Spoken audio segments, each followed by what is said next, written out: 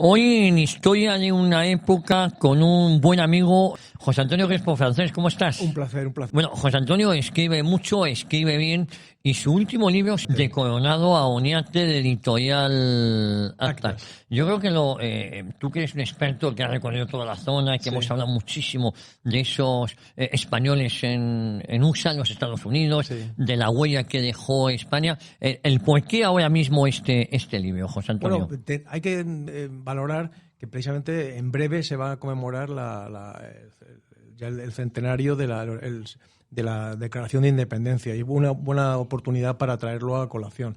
Y bueno, pues España tuvo mucho que ver, es la gran olvidada en la presencia norteamericana, aunque los primeros presidentes de Estados Unidos reconocieron la importancia de la historia de España. Y creo que es bueno traerlo a colación, sobre todo también desde el punto de vista interno nuestro, que vivimos completamente de espaldas a la historia, a la ignorancia, y claro, somos víctimas de la mentira, el miedo y la manipulación. Y el objetivo de este libro sería el objetivo es poner en valor, claro, a todos estos personajes, sacarlos de ese desván del olvido. Amigos y camaradas, a este lado de la raya están las fatigas, el hambre, la desnudez, las lluvias torrenciales, la desolación y la muerte. A este, el bienestar y el placer. Que cada cual escoja lo que más conviene a un valeroso castellano. Polvoriento, y ver que esos hombres cuyos nombres se desconocen llevaban a su vez bajo su mando una cantidad de hombres que también y mujeres desconocidas, y que fueron los que fueron dibujando el territorio, poniendo los topónimos y dejando nuestras costumbres en América. Y creo que es una buena oportunidad para recordarlo. Fíjate, tú y yo que hemos hecho muchos programas hace tiempo de aquello. Sí.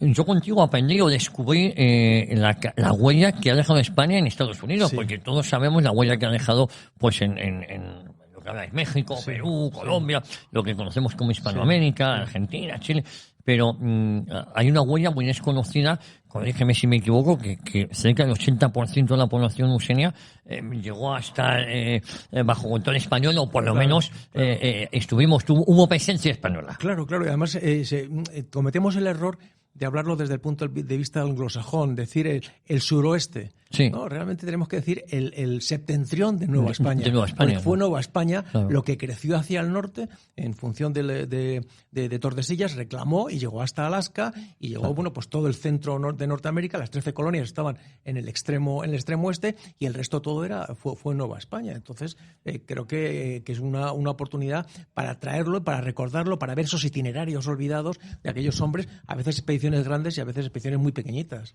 Oye, y háblanos un poco de ese escenario geográfico de la frontera del norte de Nueva España. Pues es un escenario realmente muy variado. Uh-huh. Tenemos desde las dos grandes bloques montañosos, las montañas rocosas y los montes Apalaches. En el centro una inmensa planicie, que puede ser azotada por vientos cálidos o por vientos muy fríos, con unas inmensas llanuras, con unas grandes praderas, y luego unas zonas que en aquel momento eran unas zonas boscosas, la desembocadura del Mississippi, la vertiente del piedemonte de los Apalaches, y que se creían que era una geografía mucho más estrecha. De hecho, en el primer mapa de Westmuller lo que se ve es una Norteamérica que es prácticamente una pequeña franja que va desde Nueva España hacia arriba y que se va a poder sortear por arriba y por abajo. Pero claro, poco a poco van dibujando y se dan cuenta de que es una geografía completamente variada y es inmensa. Oye, ¿y por qué crees tú que hay tantos hechos españoles y personajes olvidados en Norteamérica? Hablábamos del programa Personajes Olvidados, pero ¿por qué hay tantos? Bueno, pues porque primero no sabemos sentirnos orgullosos de todos nuestros héroes, aunque hayan fracasado. Uh-huh. Es que fueron una cantidad de fracasos muy importantes, pero claro, cuyo conocimiento se fue sumando uno a otro hasta que al final se logró el éxito. Entonces, pues sí, hay grandes y pequeñas expediciones que fueron desmoronándose unas unas frente a otras. Por ejemplo, el que iba como teniente de Coronado, cuando regresa de esa expedición tan impresionante que hacen hacia el norte, y el virrey le manda a hacer una exploración, un asentamiento a la zona de la desembocadura del Mississippi, pues se encuentra con algo completamente diferente. No eran las grandes llanuras, era un río inmenso, casi prácticamente un mar, y sufre pues un Katrina de la época y se queda sin nada absolutamente. Entonces son fracasos que se van sumando, pero que al final llega, por un lado, por la parte central, Juan Doñate, y con todo ese conocimiento pues logra el asentamiento, y por la parte Pedro Menéndez de Avilés lo logra en la Florida. Bueno, esos fracasos no lo fueron tales en tanto en cuando que sentaron las bases lo que luego sería el gran éxito, ¿no? Claro, pues fueron sumando información geográfica, y luego también hay una información antropológica impresionante con las descripciones de los nativos, sus costumbres. Hay gente pues que habla de Hernando de Soto como un depredador, pero realmente iba recogiendo una información impresionante de cómo era el territorio. Oye, el libro tiene un subtítulo que a mí me ha llamado poderosamente la atención, que es Buscando el paso a la China. Sí, desde el primer momento, cuando te he dicho antes cómo era Norteamérica en el primer mapa de Américo Vespuccio, que se ve la primera vez que se dibuja independientemente de Asia, pues Norteamérica es una pequeña franja. Entonces, el objetivo genérico de la corona general, el objetivo general era llegar a Asia. Entonces, aunque al final España se quedó en América, siempre hubo un objetivo que era llegar a Asia. Y a Asia se llegaba o por el norte, o por el centro, o por el sur. Se buscaron algún paso, lo que se llamó el paso dudoso, que se pensaba que había por Centroamérica, pero también se intentó muchísimas veces por Norteamérica. Ese fue el objetivo, pero no fue no solamente desde el principio, es que hasta durante la Ilustración, en esas expediciones que se hicieron por la costa noroeste de América, desde Pérez, Cuadra y Bodega, pues iban a buscar ese paso del estrecho de Anián para poder llegar hasta Alaska y poder girar hacia el este y llegar hacia el Atlántico. El objetivo de unir los océanos se mantiene desde el siglo XVI, desde que Urdaneta llega a Nueva España, y se lo plantea incluso a Pedro Menéndez de Avilés, que él va a contarle al rey de España que ha encontrado ese paso de vuelta desde Filipinas. Pues habla con Pedro Menéndez de Avilés en Cuba y le dice: si encontramos un paso por el norte, los caminos serán mucho más cortos. Por eso Pedro Menéndez de Avilés, cuando funda San Agustín, va hacia el norte poco a poco y funda Santa Elena, y el objetivo era haber llegado mucho más al norte. Lo que ocurre, pues tanto las inclemencias como los ataques piratas obligaron a replegarse hacia lo que es la península de la Florida, pero el objetivo era ir avanzando en ese avance de frontera que se estaba aprendido desde la Reconquista, y seguir hacia el norte para poder enlazar los dos océanos. Ese fue el objetivo. Y todas estas expediciones que tratamos, siempre el virrey les daba la orden que tenían que encontrar un brazo de mar para pasar de lado a lado. Era siempre. O sea, nos sorprende de que hubiera carpinteros de Ribera metidos en estas expediciones, que querían, cuando encontréis el paso, tenéis que construir barcos y tratar de unir los dos océanos. Bueno, es decir, que estas expediciones, más que el conquistar o el evangelizar, lo que estaban es la búsqueda del paso hacia China, ¿no? Siempre, claro, había la Iglesia tenía ese compromiso con España y España con la Iglesia, y siempre se llamaban misioneros. Pero el objetivo era asentarse en un sitio, llevar los monjes para evangelizar, pero sin olvidar que el comercio había que establecerlo y había que llegar a Asia. Oye, en tu libro hablas de expediciones terrestres y expediciones marítimas. Claro, precisamente. Por ejemplo, las dos expediciones terrestres más importantes que se hicieron por el septentrión, por el sureste, según el punto de vista anglosajón, fueron la de Coronado y la de Juan Doñate. Pues ambas, que tenían la orden de encontrar ese paso, tenían un componente marítimo. Con Coronado fue Hernando de Alarcón, que fue el que se metió por el Golfo de California y llegó a penetrar por el río Colorado, por lo que se llamó el río de la Buena Guía. Y el objetivo era haber hecho un enlace. No hubo un enlace físico. Llegaron hasta el río Yuma, y Melchor Díaz, que era la retaguardia de Coronado, llegó hasta el punto donde había estado, le había dejado ahí un caldero de barro con un mensaje y lo recogió. Y por otra parte, pues la otra expedición, la de Juan Doñate, que también quiso llegar hacia el Pacífico. Cuando llegaban hacia el norte, mandaban una parte hacia el Pacífico y otra parte hacia las grandes llanuras, creyendo que allí iban a encontrar una salida al mar. Entonces, pues, Sebastián Vizcaíno, fue por el Pacífico, intentó lograr ese enlace y no se enlazaron. Pero era siempre ir avanzando hacia el norte para lograr ese enlace y alcanzar ese anhelado paso interoceánico que no llegaron a encontrar. Que no llegaron a encontrar nunca.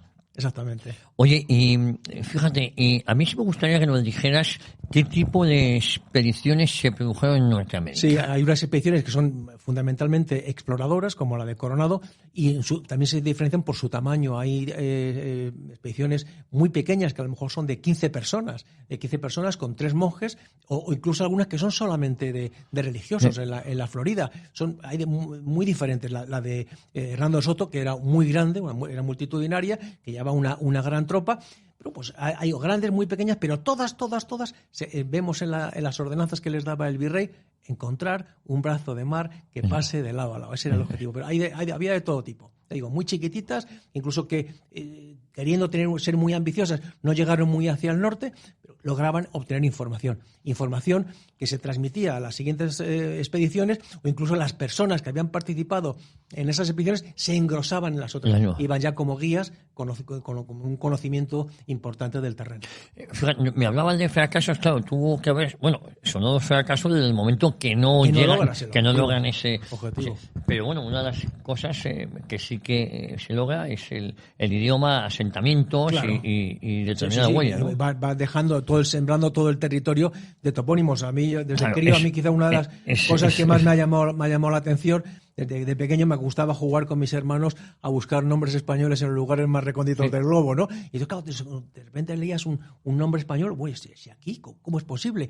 Y bueno, pues dejaban el santoral del día, pues iba dejando huella en todo el territorio. Pues es la gran diferencia entre una colonización, no quiero criticar otras, pero España iba con el santoral en la mano, y otro, pues cuando veía la mina, o cuando veía 2 montañas paralejas, pues a nadie se le ocurría ponerle las tetas de Mary, como si existe. Pues San Justo y San Pastor, o San Cosme y San Damián, o algo así, o las vírgenes. Sí. Pero no se le ocurría poner otro nombre, porque era la visión que tenían desde el punto de vista religioso, ese pacto que había que están reflejados en esos inmensos bularios en el Archivo General de Indias, que era llegar y colonizar. Era ese contrato que se tenía, y de hecho por eso la Santa Sede había dado el Tratado de Tordesillas, esa autoridad moral a España, porque ibas a llevar la fe católica. A llevar la fe. Podemos hablar luego, si tenemos tiempo, de la nueva leyenda negra, que esa nueva ola de la leyenda negra que se ha instalado y con fuerza en los Estados Unidos, además donde los españoles son el objeto de todo lo de desaires y posiblemente... Se ha ido retirando imágenes de esculturas de Juan de Oñate.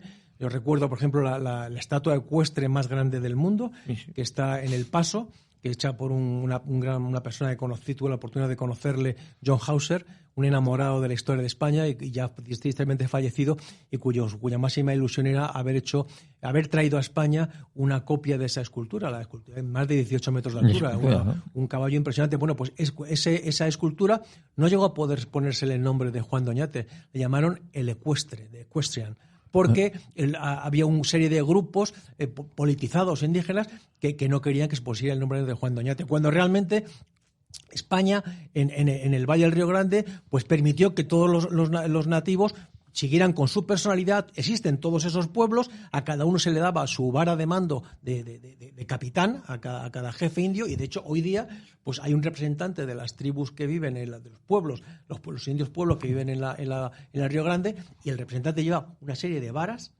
como de bastón de mando, vueltas con una cinta con la bandera española. Vas a la costa este, o a las reservas que hay sembradas por Norteamérica, y lo que ves es un mejunje de pueblos que fueron conducidos allí, y nadie habla de las maldades que hicieron los anglosajones. Se me ocurre pensar en 1763, la guerra de Pontiac, cuando el barón Anger se le ocurrió decir que había que acabar con esa raza execrable de los indios, refiriéndose a los nativos, y se dedicó a repartir mantas infectadas con viruela. Murieron miles y miles de personas, cuando España, al poco tiempo, ya casi al pie de la independencia, de la emancipación de los países de Hispanoamérica, en 1805, decide, cuando se descubre la vacuna de la viruela, mandar la Real Expedición Filantrópica de la Vacuna. Podía haber dicho, bueno, si ya se van a indemnizar, pues vamos a dejarle. No, el rey había tenido en su familia esa enfermedad, y dice, no, vamos a mandar la vacuna, y la mandó por todo el mundo. tanto Humboldt como Jenner, el inglés, el que descubrió la vacuna, pues dijo que ha sido la mayor expedición humanitaria de la historia. Y llegaron a ofrecerla, pues incluso en islas británicas en el Atlántico, en Santa Elena, y dijeron, que no quieren traer los españoles. No, es una vacuna que ha descubierto un inglés. Y llegaron hasta Asia, hasta China la llevaron la vacuna. Una vacuna testada. Sí, claro que sí. Oye, José Antonio, Sí. ¿Por qué es importante las imágenes, los mapas, los croquis para explicar estas expediciones como recoges en tu Pues libro? mira, cuando he estado en la Feria del Libro, con Actas, con Luis Valiente, pues siempre me ha sorprendido gente que decía... hay información sobre por dónde iban esos recorridos, por dónde hicieron. Y bueno, aquello me llamó poderosamente la atención. Entonces decidí que era importante, aparte que a mí me gusta mucho la geografía, tratar de plasmar todos esos dibujos, todos esos itinerarios en croquis, para que el texto vaya acompañado de una manera pues sencilla, de seguir por dónde iba y hacerse idea de cómo con esos recorridos se va dibujando la comprensión del territorio. Es algo que he hecho en todos mis libros y lo que sigo haciendo en los trabajos que mantengo actualmente. Pero fíjate, llama poderosamente la atención porque así te sitúas, ¿no? Sí, claro. De qué es lo que estaban haciendo. Porque muchas veces cuando tú lo estás narrando, que por cierto lo narras muy bien, pero una vez que acudes al mapa, te haces una idea de las penurias o de la aventura, ¿no? Y conoces, describiendo el terreno, pues te vas haciendo idea. Desgraciadamente hoy tenemos muchos jóvenes que le hablas de países europeos, africanos, y no saben ni dónde están, no sitúan, ¿no? Prácticamente, pues con esto, los lectores que van a este libro realmente saben de geografía y se ayuda, pero es que realmente a esos jóvenes que están perdidos, que les hablas de cuál es la capital de cualquier estado, de cualquier mundo, y no saben de dónde se encuentra. Bueno, pues lo que trato es de que esa geografía pues llegue al conocimiento precisamente de los más jóvenes. Hablaba de penurias. ¿Pasaron muchas penurias nuestros expedicionarios? Muchísimas. De hecho, se dice que se les pone de esquilmadores, de buscadores de riquezas por encima de todo, pero realmente la mayoría murieron pobres. Pedro Amenet, por hablar de los más importantes, más conocido, Pedro Amenet de Avilés murió completamente pobre. Su mujer, cuando llegó a Cádiz, tuvo que ser ayudada para poder viajar desde Cádiz hasta Asturias, murió empobrecido. Invirtió todo su patrimonio personal. Lo mismo le pasó a Juan de Oñate en Nuevo México. Después de la fundación fue sometido a un juicio de residencia bestial, aunque luego quedó exonerado y ejerció en la península como inspector general de las minas, pues todos los derechos que él iba a recibir y un título, igual que Pedro Menéndez, no se le negó. Y pasaba el juicio de residencia, muchísimos iban al juicio de residencia y morían antes de que terminara el juicio de residencia. Morían completamente empobrecidos. Pocos lograron esa riqueza. Iba a decir, la fama sí, pero la gloria no la consiguió ni en vida. En vida, exactamente. Luego ya fueron reconocidos. Oye, y José Antonio, fíjate, a mí me gustaría que nos hablaras ahora de aventuras independientes o expediciones coordinadas. ¿Estaba todo coordinado o eran aventureros? Ahí está. Yo creo que es algo también que insisto en mis trabajos. Muchas veces cuando se habla de estas exploradores, Coronado, que se fue hacia el norte, Juan de Anza, que se fue hacia el oeste, pero parece que son cosas inconexas. No, era todo lo contrario. La corona programaba, ordenaba a través de los virreyes, en este caso el virrey de Nueva España, qué era lo que había que hacer. Marcaba unas leyes, nadie podía pasar de la frontera, esa frontera del norte, y tenía que hacerlo de una manera ordenada, organizada.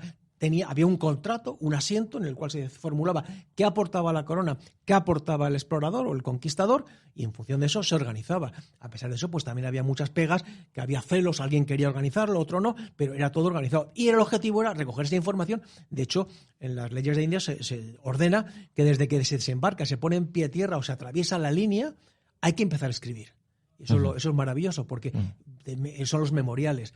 Cada uno empieza a escribir qué es lo que está ocurriendo, porque deben de justificar esa inversión que han hecho. Entonces, esa información nos llega a nosotros y realmente es lo que yo trato de manejar en mis libros. Los memoriales, esas informaciones, el imbuirte, meterte en ese siglo XVI, siglo XVII y ver qué es lo que decían, qué es lo que contaban, cuáles eran los anhelos, las dificultades y ver que era coordinado, era la corona. hubo gente que se lanzó sin permiso, pero sobre ellos cayó la fuerza de la ley y al final pues terminaron enjuiciados y en la cárcel. Es decir, que no eran como uno podía ver aventureros, vamos a buscar la aventura. Por supuesto que la aventura es una llamada. Sí. Vemos el mito, siempre llamaba la atención. Sí. Decía, las 7 ciudades de Cíbola llenas de oro. Pues esos mitos se cundían entre la población que se apuntaba. Sí. Pero realmente a nivel dirección lo que había era unas ideas claras, encontrar ese paso, asentar, buscar minas, porque había que buscar minas, porque había que mantener la economía y llegar y fundar familias. Y ese trinomio tan conocido de pueblo, misión, presidio, pues establecer esos núcleos de población que luego se fueron extendiendo por todo el suroeste, por todo el septentrión novohispano y cubrieron desde California hasta Florida. Pero bueno, llama poderosamente la atención que todo fue parte de un plan estratégico de la corona. Claro, y el plan estratégico se mantuvo.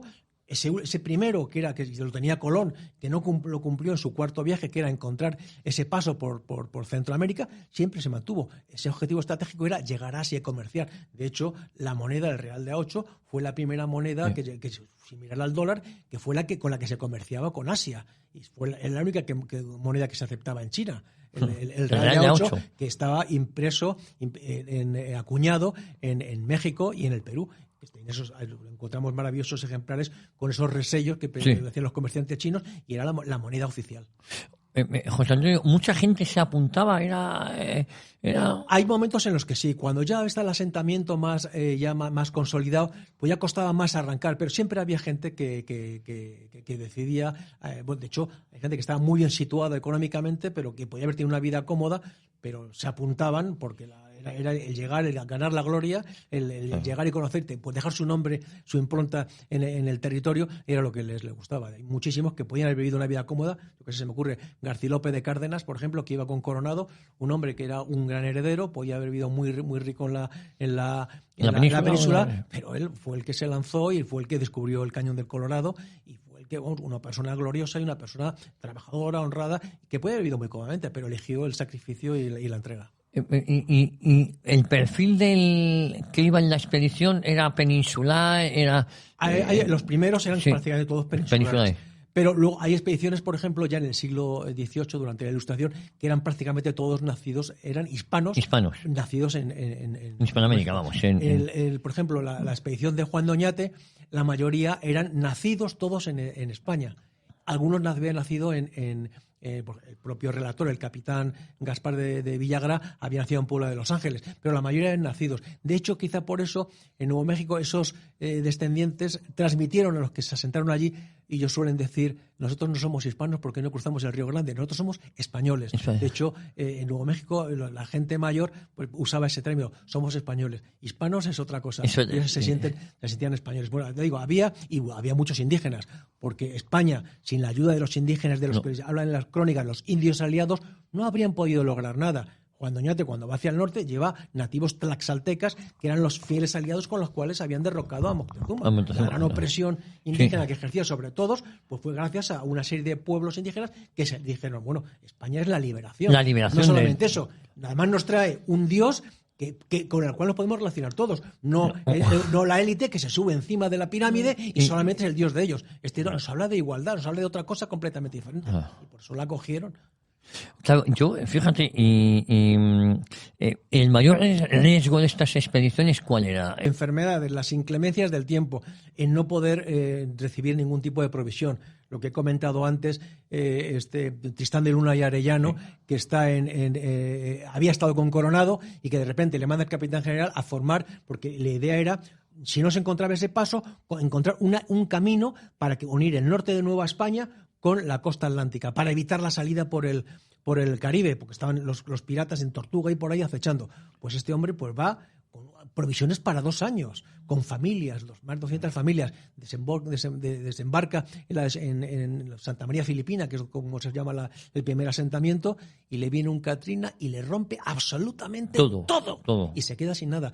Lejos de replegarse, dice, bueno, pues yo aquí me quedo, voy a seguir luchando. Y está durante 2 años haciendo expediciones por el Mississippi, hacia arriba y hacia abajo, hasta que ya enferma y ya le manda a su sucesor, a Ángel de Villafañe, el virrey, le ordena replegarse y hace un repliegue a Cuba, y Ángel de Villafañe pues se mueve y va hacia la costa del Atlántico a tratar de hacer un asentamiento. También fracasa, como Lucas Vázquez de Ayllón. Pero esos pilotos que hacían esos recorridos, como Gonzalo Gallón, pues son los que luego se montan en los barcos con Pedro Benet de Avilés y son los que le trasladan esa información. Siempre es una suma de información en la que se va añadiendo para lograr el éxito final. Bueno, veo que ha quedado mucha documentación en la que tú te basas, ¿no? En esas crónicas, en esas... Claro. De hecho, el presidente Jefferson, de los primeros presidentes de Estados Unidos, dijo clarísimamente que la primera historia de Estados Unidos está escrita en español. Hay una cantidad de relaciones. Yo, a veces, cuando doy alguna conferencia, suelo poner 2 transparencias en las cuales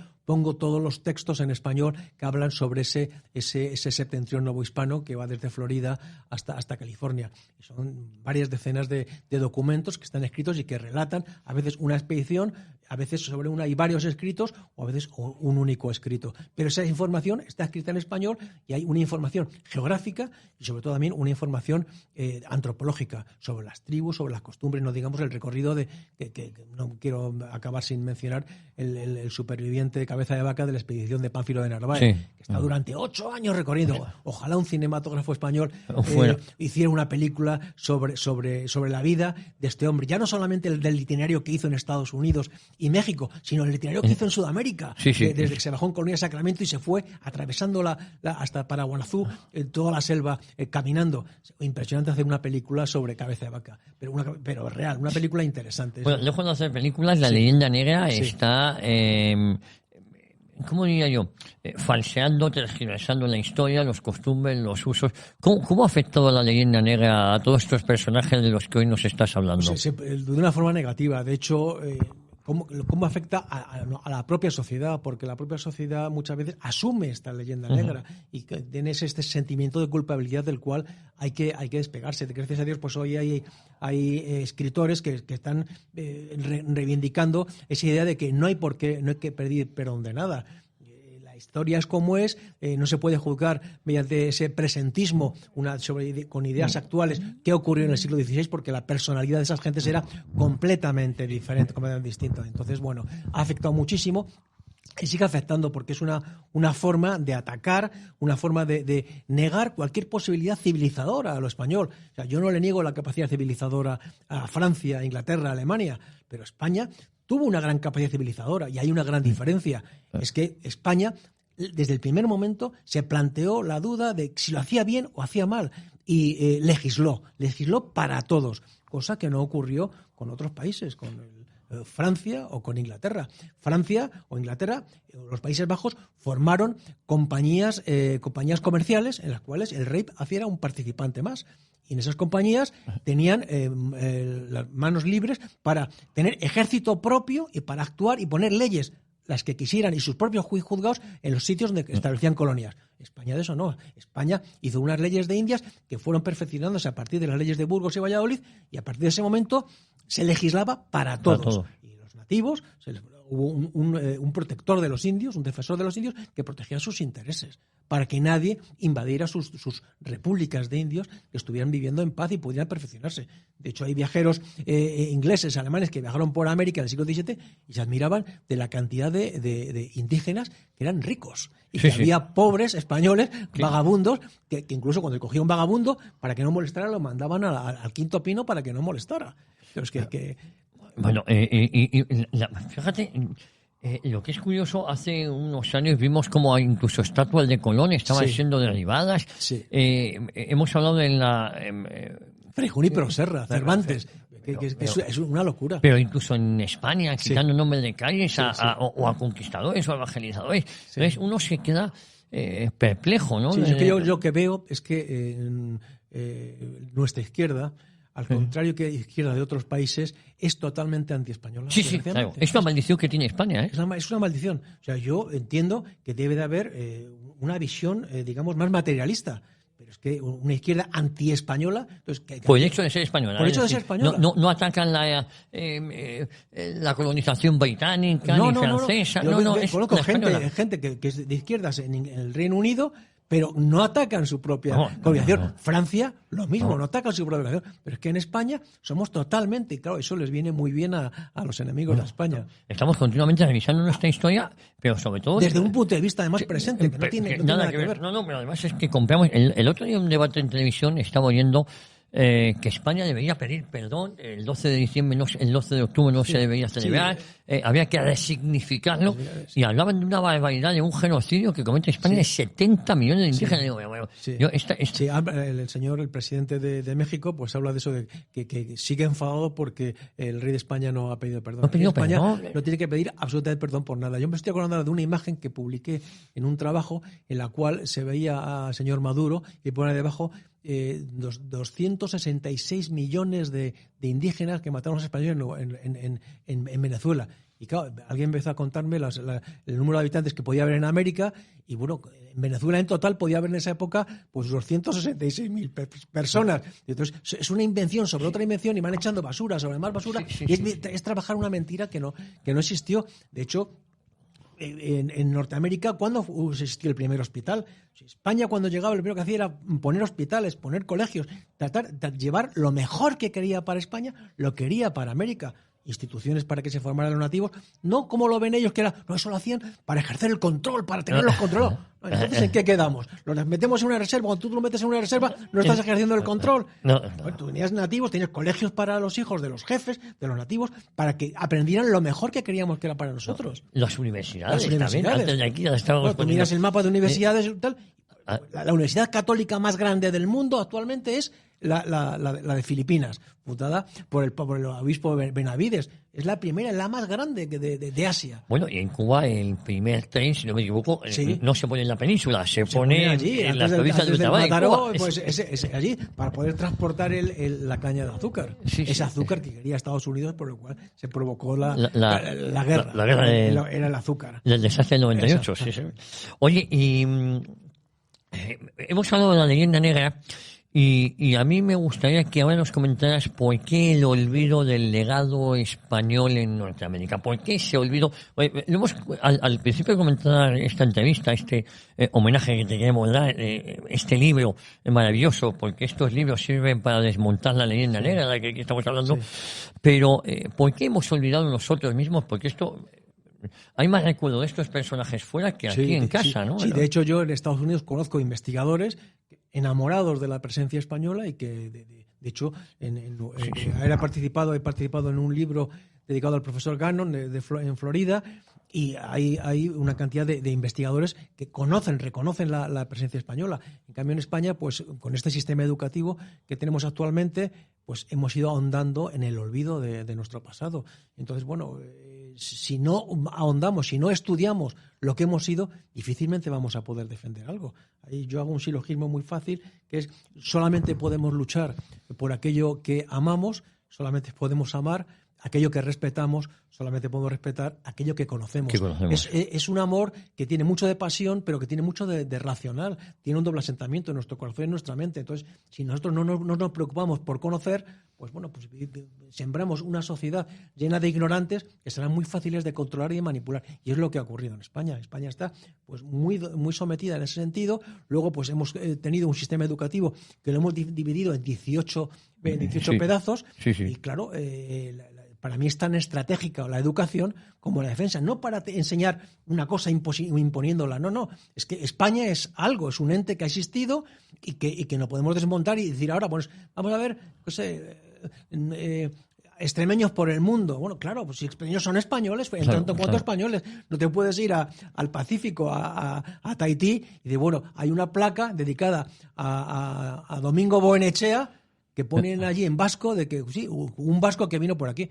Domingo Goyenechea era un primer español que fue allí mandado por el virrey Amat y Junyent, que era de Barcelona, y eran dos españoles como la copa de un pino. Sí, no iban buscando la colonización de vascongadas en Estados Unidos. Exactamente, era España. Tenías el gran ingente de religiosos y de escribanos, porque claro, el hecho de ser vizcaíno originario era ser hidalgo. Entonces, claro, tú te encuentras en el Archivo General de Indias documentos que ven los nombres de los escribanos, y bueno, pues tienes Zúñigas, tienes Atrústeguis, tienes apellidos, son gente que eran como aprendieron a escribir y ya eran, y por el hecho de haber nacido en Vizcaya, eran hidalgos, pues ya tenían un puesto asegurado en la administración. O sea, no era un pueblo sometido, era un pueblo libre y que ejercía, y bueno, y tenemos grandes religiosos de muchas regiones de España, pero del País Vasco pues muchísimos, igual que también lo hay aragoneses y catalanes. Sí, pero fíjate, José Antonio, y es curioso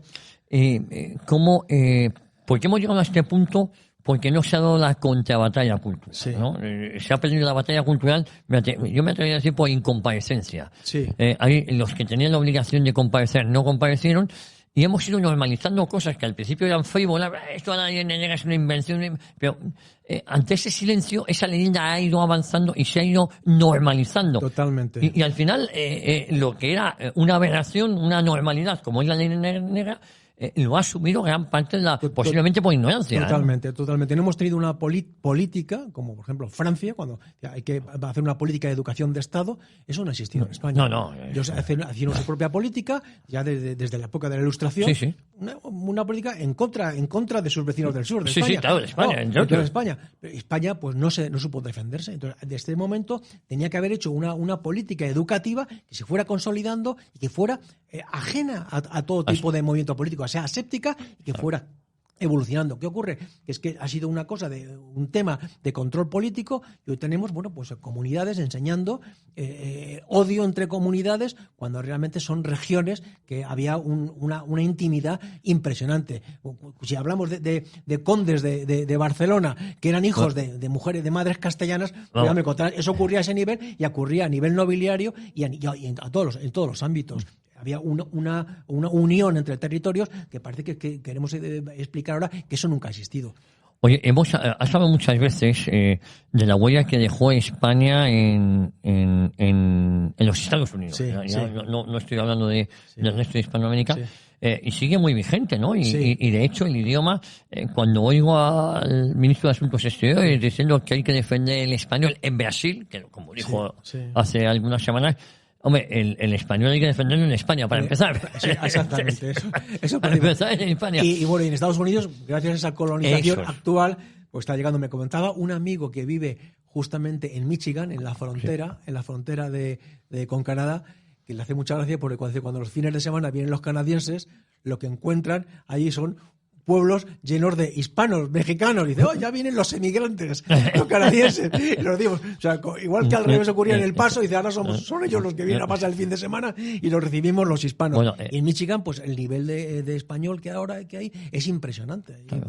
Bueno, en Nueva York ahora mismo ya puedes perfectamente atravesar en la ciudad de Nueva York sin necesidad de hablar inglés. Sí. Oye, José Antonio, ¿cuáles son tus próximos proyectos? ¿En qué estás trabajando? Porque no paras, ¿no? Sí, no. Estoy ahora mismo trabajando en varias cosas a la vez.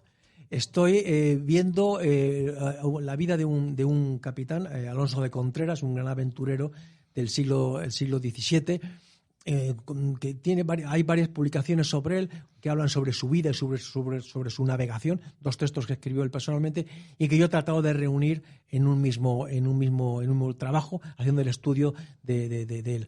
Otro trabajo que estoy abordando es las expediciones españolas, tanto en la costa noroeste del Pacífico como en la fase final en el lago español, en el Pacífico, que es el alcanzar Australia. Las expediciones de Pedro Fernández de Quirós, de Mendaña, que fue con él, y de Báez de Torres. Ese es el siguiente. Y luego, pues también estoy ahora mismo ahondando en Nuevo México, en el tema de Juan Doñate, puesto que, aunque publiqué en el año 98 la historia de Nuevo México, que publica su capitán Gaspar de Villagra, estoy haciendo una edición anotada sobre la historia de Nuevo México. Básicamente, pues estoy con eso. ¿Y esto cuándo lo vas a publicar o cuándo pues cuál es el plan este que año tienes? Y el año que viene? En fin, estoy con 5 o 6 trabajos a la vez, porque cuando no digamos que me canso, sino que me empiezo a acordar de otro tema, me lanzo sobre el siguiente. Tengo 5 trabajos ahí en la mano.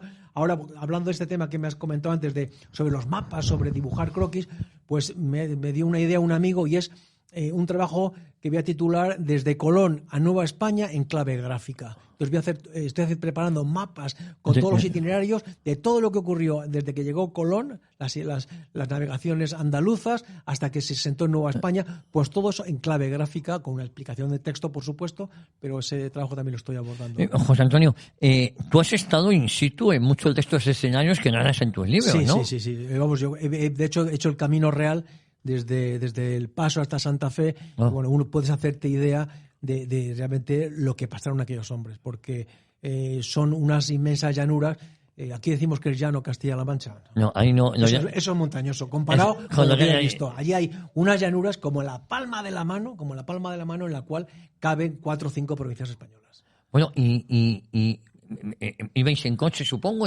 No, yo lo he hecho andando. ¿Tú lo has hecho andando? Andando y corriendo. Bueno. O sea, yo tenía menos edad, por supuesto, programé, fue muy bonito, de hecho lo hablo en el libro, en este libro. Sí, por eso te pregunto. Porque en el año 98 se conmemoraba pues la pérdida de Filipinas y de Cuba. Y se me ocurrió pues proponer al entonces jefe del Estado Mayor del Ejército, a través de mi general, yo le conté, le dije, pues voy a provocarte una reunión con el GEME para que le cuentes. Y entonces mi propuesta era ir desde El Paso hasta Santa Fe corriendo, a través del Camino Real. Entonces hicimos una marcha en 5 días, 100 kilómetros diarios, 20 kilómetros por parejas, de 2 hombres, un español y un norteamericano, y atravesar el desierto. Bueno, aquello fue inenarrable, temperaturas de 50 grados.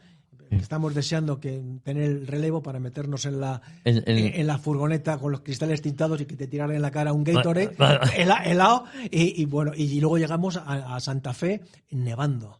Que pasaste de unas temperaturas extremas, ¿no? De tanto de frío como de calor como de frío. ¿Y ibais preparados para eso? Y yo fui con soldados de operaciones especiales, yo he sido de operaciones especiales, del grupo de operaciones especiales Santa Fe, y entonces, pues, claro, nos gustaba el deporte y éramos corredores, pero vamos, nos enfrentamos. De hecho, nada más llegar al Paso, nos invitaron. Hicimos algo de más, que fue a decir una carrera que le llaman una marcha que es por el desierto, en El Paso, en la base de Fort Bliss, que son casi 60 kilómetros, pero de marcha por el desierto, de arenas blancas, White Sands. Y esa fue nuestra entrada, la primera boca fue lo que hicimos, y al día siguiente empezamos con lo siguiente. O sea que tuvimos una experiencia un poco brutal. Sí, te escuché, yo creo que esto me lo habías contado. Sí. Y claro, pasa el del calor del desierto a alturas, porque la montaña de Sangre de Cristo en Santa Fe pues ya tiene un cierto nivel, es prácticamente como Sierra Nevada. Bueno, y ahí aparte llevamos nuestras ropajes de época, porque esos soldados en esos 2 puntos hicimos 2 eventos en los cuales pues se vestían con los ropajes de arcabucero, de piquero, y fuisteis así, mosquetero, reconstruyendo. No para correr, sino para... se reconstruyó una parada, y en la cual pues una persona iba vestida como Juan de Oñate, otro iba vestido como un portaestandarte, y se entregaba un estandarte en la producción del que empleó Juan de Oñate en la fundación. Entregamos uno en El Paso y otro en Santa Fe. De eso pues le he sacado algunas fotografías en el libro para recordarlo. Que precisamente el que iba de comandante conmigo hoy día es de capitán, es general, y le tengo mucho gusto, le tengo que entregarle un libro. Bueno, luego a mí me firmas este. Sí. Oye, y de todo lo que tuviste personalmente, ¿qué es lo que más te atrajo? Sobre todo, lo que más te llamó la atención. Sobre todo el cariño de los mayores por España. Yo vi en Nuevo México que todos tienen, es como todo musulmán que quiere ir a la Meca, todo nuevo mexicano, hispano nuevo mexicano, su sueño es venir a España, a la tierra de sus antepasados. Es algo que vi muy común. Bueno. Y luego el cariño por mantener la memoria de España. A mí una cosa que recuerdo con mucho cariño es que cuando yo me fui en Albuquerque, cuando me iba a regresar, me vino el padre de un amigo, un campesino nuevo mexicano, y en esos 15 días que estuve allí me había hecho con una navajita, sobre un tronco de madera, me había hecho un San Isidro, con 2 bueyes. Y me dijo, ¿ya te vas para atrás? Un San Isidro labrador. Porque fue la creencia que llevaron los españoles allí, el tema del agua. Y digo, oye, ¿cómo es eso de irse para atrás? Claro, y entonces me explicaba a su hijo.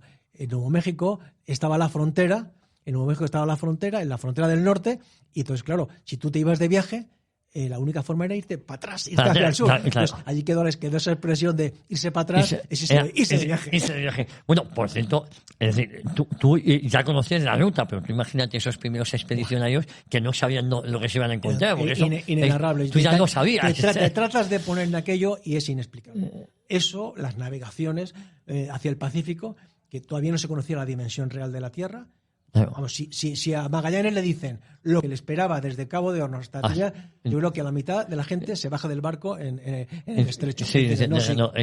se creían que la Tierra era mucho más chiquitita.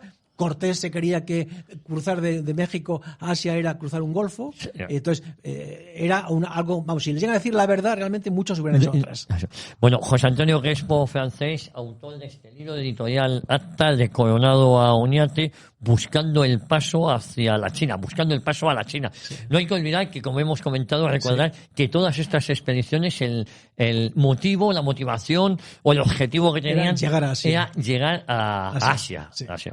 Bueno, de hecho, también el viaje de Colón era ese, el de buscar esa ruta. Se frustró en el cuarto viaje, claro, porque él creía que iba a encontrar por Centroamérica, por el Darién, ese paso, y aunque él no lo encontró, y aunque Álvarez de Pineda, cuando hizo el recorrido por todo el Golfo, no lo encontró, siempre se siguió hablando en los documentos un paso dudoso. Y de hecho, pues Cortés mandó varias expediciones al paso dudoso. A ese paso dudoso se lo encontraba. Incluso hubo estudios para poder hacer navegable, a buscar un lugar para hacer navegable un paso por el lago Nicaragua, el lago Managua. Sí. Pues por ahí se pensó y se estudió. No, luego hubo que hacerlo artificialmente, que sería el canal de Panamá, ¿no? Por el sitio más cómodo lo estudiaron los españoles. Sí. José Antonio, muchísimas gracias.